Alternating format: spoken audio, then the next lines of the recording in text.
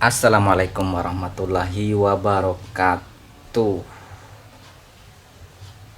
Salam sejahtera bagi kita semua. Semoga kita dilindungi dari virus corona.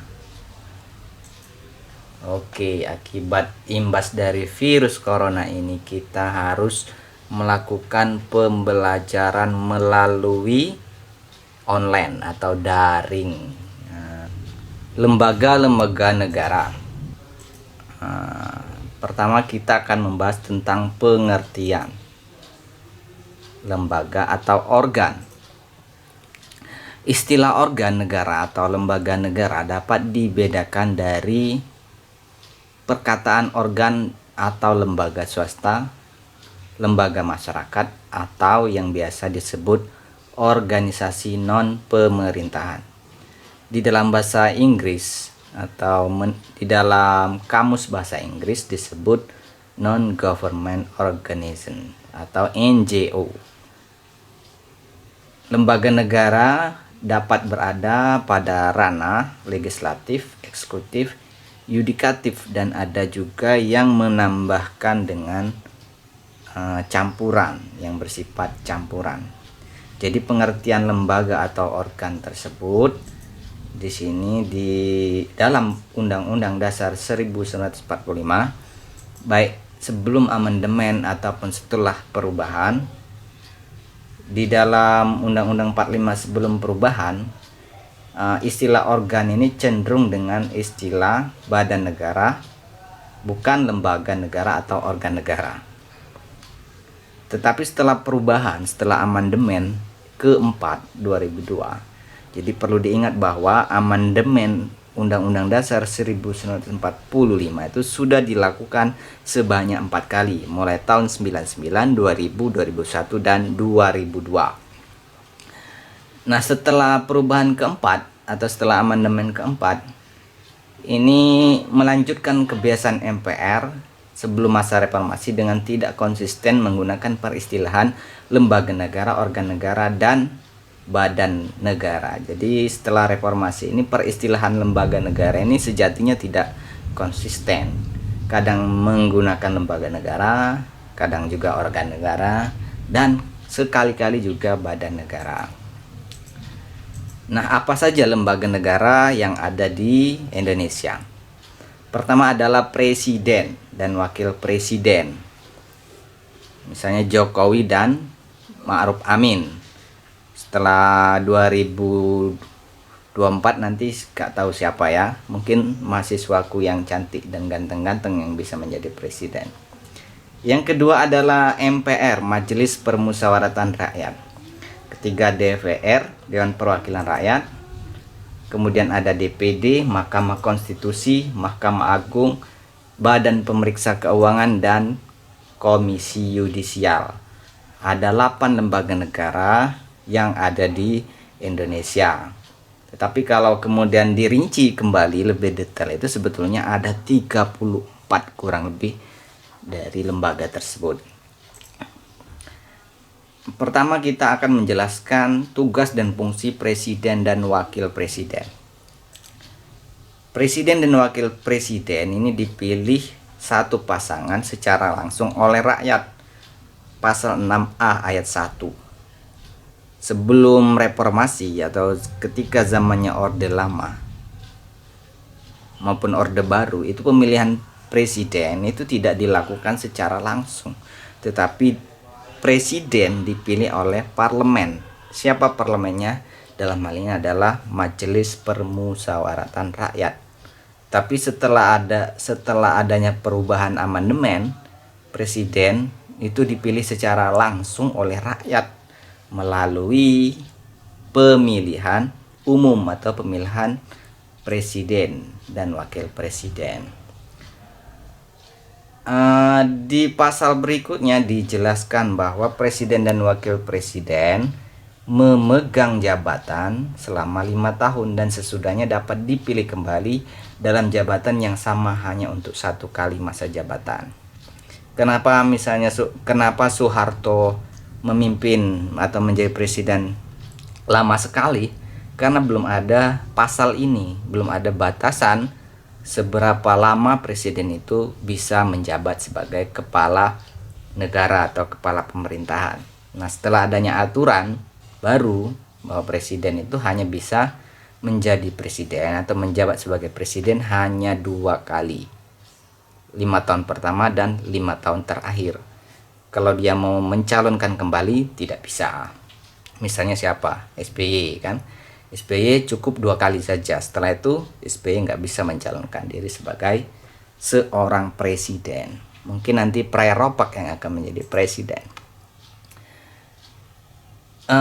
Di dalam pasal 14 hasil amandemen dikatakan juga bahwa presiden memberi garasi dan rehabilitasi dengan mempertimbangkan pertimbangan Mahkamah Agung. Artinya presiden tidak mutlak mempunyai kewenangan terkait dengan gerasi dan rehabilitasi ini, tetapi presiden juga mempertimbangkan pertimbangan dari Mahkamah Agung. Begitu juga di dalam menetapkan abolisi, presiden harus mempertimbangkan atau memperhatikan pertimbangan dari Dewan Perwakilan Rakyat. Oke guys, kita lanjut. Yang kedua adalah Majelis Permusyawaratan Rakyat. Sebelum amandemen, MPR adalah pemegang kekuasaan negara tertinggi atau pemegang kedaulatan rakyat. Sebagai pemegang kedaulatan rakyat tertinggi, MPR membawahi lembaga-lembaga lain. Tetapi setelah amandemen, pemegang kedaulatan berada di tangan rakyat dan dilakukan menurut Undang-Undang Dasar. Ini adalah kewenangan dari MPR. Kalau dulu MPR itu adalah kekuasaan negara tertinggi, bahkan presiden di bawahnya MPR. Tetapi setelah adanya amandemen bahwa kedaulatan yang tertinggi atau yang paling tinggi itu ada di tangan rakyat.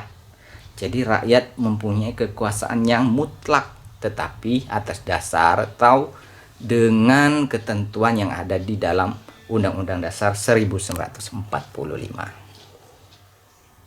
Yang kedua, MPR mempunyai tugas dan wewenang. 1.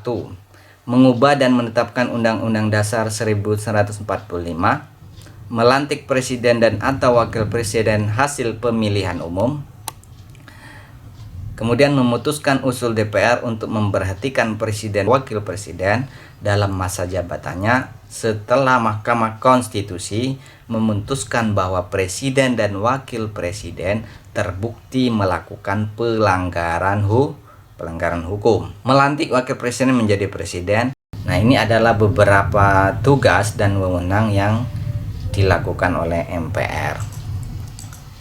Selanjutnya adalah Dewan Perwakilan Rakyat. Dewan Perwakilan Rakyat ini terdiri atas anggota partai politik, peserta pemilihan umum yang dipilih melalui pemilihan umum yang berkedudukan sebagai lembaga negara. Apa saja tugasnya DPR? Pertama adalah sebagai legislasi. Legislasi dilaksanakan sebagai perwujudan DPR selaku pemegang kekuasaan membentuk undang-undang. Kedua, tugas dan wewenangnya nih sebagai pengawasan, dilaksanakan melalui pengawasan atas pelaksanaan undang-undang dan APBN. Ketiga adalah budgeting, anggaran, dilaksanakan untuk membahas dan memberikan persetujuan atau tidak memberikan persetujuan terhadap rancangan undang-undang tentang APBN yang diajukan oleh presiden. Keanggotaan DPR. Anggota DPR berjumlah 560 orang yang berdomisili di ibu kota negara. Nah, hal ini dilakukan untuk menjamin kelancaran pelaksanaan tugas dengan penuh waktu. Masa jabatan anggota DPR adalah 5 tahun dan berakhir pada saat anggota DPR yang baru mengucapkan sumpah dan janji keanggotaannya dan diresmikan dengan keputusan presiden. Yang ketiga, yang selanjutnya adalah DPD. Dewan Perwakilan Daerah terdiri atas wakil daerah provinsi yang dipilih melalui pemilihan umum yang berkedudukan sebagai lembaga negara. DPD mempunyai fungsi satu, mengajukan usul kepada DPR mengenai rancangan undang-undang yang berkaitan dengan otonomi daerah, hubungan pusat dan daerah, pembentukan dan pemekaran serta penggabungan daerah, pengelolaan sumber daya alam dan sumber daya ekonomi lainnya, serta yang berkaitan dengan perimbangan keuangan pusat dan daerah. Kedua, ikut dalam pembahasan rancangan undang-undang yang berkaitan dengan otonomi daerah, hubungan pusat dan daerah, pembentukan, pemekaran, dan penggabungan daerah, pengelolaan sumber daya alam dan sumber daya ekonomi lainnya, serta pertimbangan keuangan pusat dan daerah. Kemudian pemberian pertimbangan kepada DPR atas rancangan undang-undang tentang anggaran, pendapatan, dan belanja negara, dan rancangan undang-undang yang berkaitan dengan pajak, pendidikan, dan agama. Dan terakhir adalah pengawasan atas pelaksanaan undang-undang mengenai otonomi daerah, pembentukan, pemekaran, dan lain sebagainya. Ini adalah fungsi dari Dewan Perwakilan Daerah. Siapa saja anggota dari Dewan Perwakilan Daerah? Dewan Perwakilan Daerah terdiri dari perwakilan daerah dari setiap provinsi yang ditetapkan sebanyak 4 orang yang keanggotaannya diresmikan oleh keputusan presiden. Dan secara keseluruhan jumlah anggota DPR tidak lebih dari 1/3 dari jumlah anggota Dewan Perwakilan Rakyat. Nah, dalam menjalankan fungsi dan tugasnya, anggota DPD ini berdomisili daerah pemilihannya dan mempunyai kantor di ibu kota provinsi daerah pemilihannya dengan masa jabatan 5 tahun dan berakhir pada saat anggota DPD yang baru mengucapkan sumpah dan janji. Selanjutnya adalah Mahkamah Agung. Mahkamah Agung, Undang-Undang Dasar 1945 menegaskan bahwa Indonesia adalah negara hukum. Maksud dari pernyataan ini bahwasanya negara Indonesia ini adalah berdasarkan atas hukum atau Rechtsstaat, tidak berdasar atas kekuasaan belaka atau Machtsstaat. Jadi Indonesia itu adalah negara hukum. Hal ini termaktub dalam Undang-Undang Dasar 1945. Karena atas dasar itulah maka kemudian Mahkamah Agung dibentuk. Tugas dan fungsi Mahkamah Agung adalah pertama, kekuasaan kehakiman dilakukan oleh sebuah Mahkamah Agung dan badan peradilan yang ada di bawahnya dalam lingkup peradilan umum, lingkungan peradilan agama, lingkungan peradilan militer, peradilan tata usaha negara, dan Mahkamah Konstitusi. Kemudian Undang-Undang Nomor 4 Tahun 2004 tentang kekuasaan kehakiman melalui perubahan tersebut telah diletakkan kebijakan bahwa segala urusan mengenai peradilan, baik yang menyangkut teknik yudisial maupun urusan organisasi, administrasi, dan finansial, berada di bawah satu atap di bawah kekuasaan Mahkamah Agung. Ini adalah tugas dan fungsi serta wewenang Mahkamah Agung. Yang ketiga, mengenai pengangkatan, pemberhentian, tugas pokok dan fungsi serta yang lainnya yang berkaitan dengan Hakim Agung atau Mahkamah Agung diatur oleh Undang-Undang Republik Indonesia Nomor 5 Tahun 2004 tentang perubahan atas Undang-Undang 14 Tahun 85 tentang Mahkamah Agung. Selanjutnya adalah Mahkamah Konstitusi. Dulu kita kenal Mahfud MD, Jimli Asidiki itu adalah ketua Mahkamah Konstitusi. Perubahan UUD 45 melahirkan lembaga baru.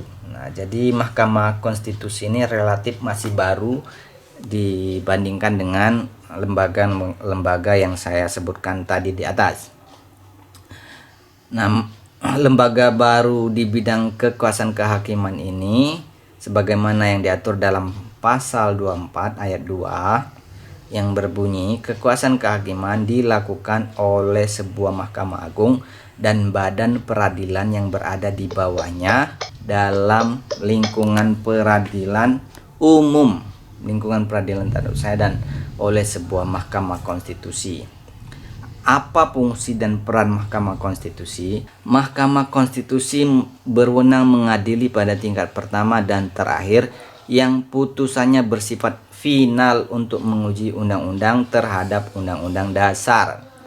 Yang kedua, memutus sengketa kewenangan lembaga negara yang kewenangannya diberikan oleh UUD.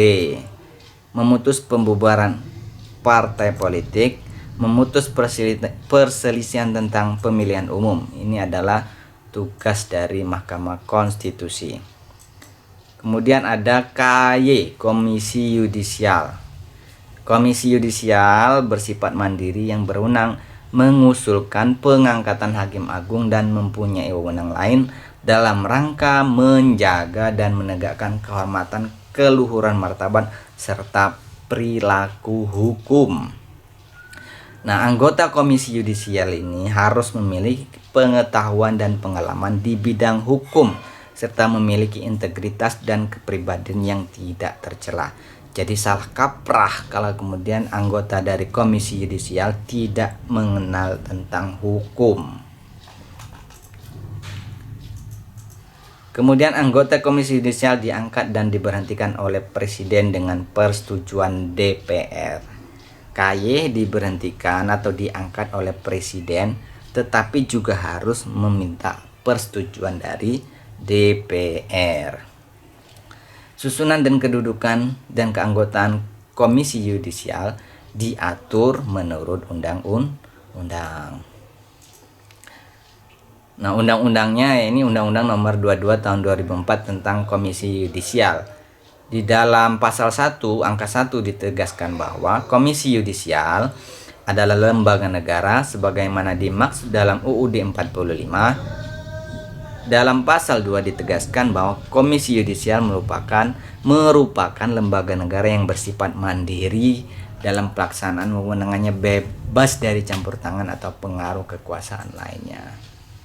Kemudian kedudukan KY dalam struktur ketatanegaraan Indonesia adalah termasuk ke dalam lembaga setingkat dengan presiden dan bukan lembaga pemerintahan yang bersifat khusus atau lembaga khusus yang bersifat independen yang dalam istilah lain disebut dengan lembaga negara mandiri atau State Auxiliary Institution.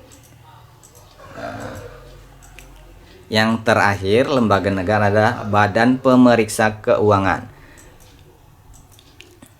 Sebagaimana pasal 23E, BPK ini tugasnya adalah memeriksa pengelolaan dan tanggung jawab tentang keuangan negara yang diadakan suatu badan pemeriksa keuangan yang bersifat bebas dan mandiri. Kemudian hasil pemeriksaan keuangan itu diserahkan kepada DPR, DPD, dan Dewan Perwakilan Rakyat Daerah sesuai dengan kewenangannya. Kemudian pemeriksaan tersebut ditindaklanjuti oleh lembaga perwakilan dan atau badan sesuai dengan undang-undang. BPK. Selanjutnya di pasal 23F disebutkan nomor 1, anggota BPK dipilih oleh DPR dengan memperhatikan pertimbangan DPD dan diresmikan oleh Presiden. Kedua, pimpinan BPK dipilih dari dan oleh anggota. Pasal 23G menentukan bahwa BPK berkedudukan di ibu kota negara dan memiliki perwakilan di setiap provinsi. Oke, hanya itu penjelasan singkat tentang lembaga-lembaga negara, dan untuk lebih jelas dan lebih detailnya teman-teman bisa membaca lagi di dalam beberapa literatur yang membahas tentang lembaga-lembaga negara. Cukup sekian dan terima kasih. Sampai berjumpa dalam materi selanjutnya. Jangan lupa klik tombol subscribe-nya, kemudian like, share, dan komen. Oke, thank you. Assalamualaikum warahmatullahi wabarakatuh.